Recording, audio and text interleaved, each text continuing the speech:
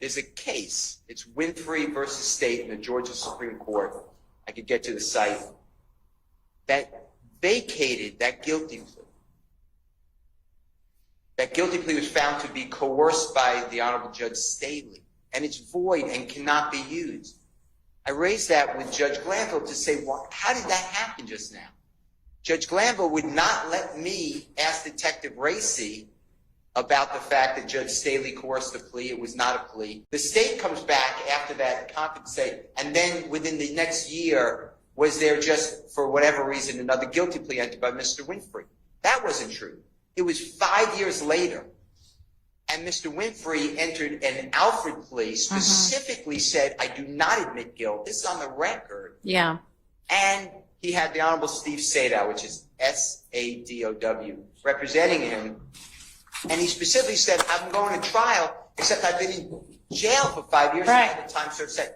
The point I'm trying to make to you, and I thank you for allowing me to speak a long time. I didn't expect to go into all this. You need the lawyers to tell you what went on, because you're catching up, and accurately. And just to say that this is intrinsic, this is extrinsic evidence. This is not dealing with the gang war. This is dealing with an issue that arguably it's up to the jury. I understand that.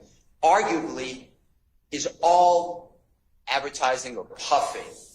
And to act like this is reality without giving you the other side is just wrong.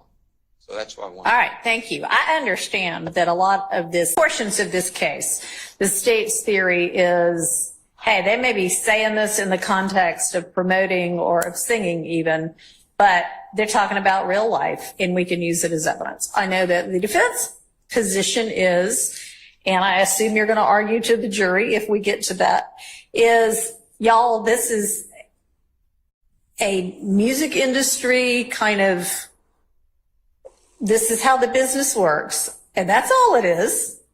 And that's not up to me to decide. That's up to the jury to decide whether, you know, which theory they think is the convincing one and whether the state has proven its case beyond a reasonable doubt or not. So I appreciate the background and I understand that. With regard to the guilty plea that at the time, I mean, he did enter a guilty plea. My understanding is, and I read what you had filed, I didn't